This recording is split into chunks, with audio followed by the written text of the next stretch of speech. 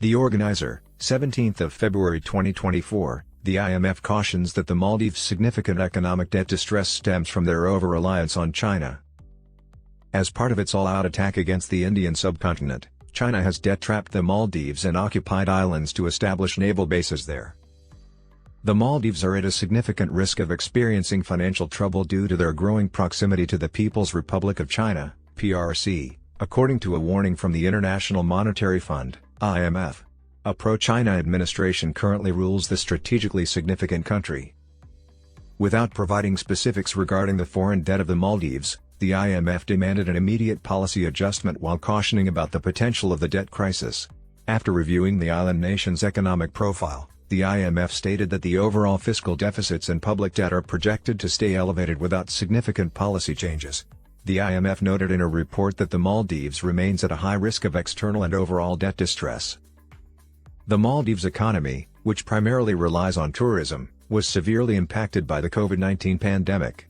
Nonetheless, the archipelago has overcome the pandemic's economic effects.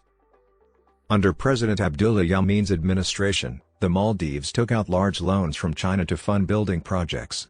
As a result, according to the World Bank, in 2021, the Maldives owed China over 42% of its total debt of over $3 billion. The mentor of the present President Mutsu, in this case, Abdullah Yamin, is someone the president fervently follows.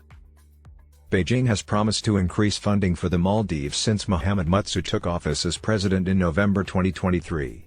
Mutsu hailed China during his January 2024 visit for its unselfish support of development finance. China and the Maldives inked 20 critical agreements, including Beijing's commitment to continue subsidizing infrastructure in the Indian Ocean archipelago. The two countries also improved their bilateral ties.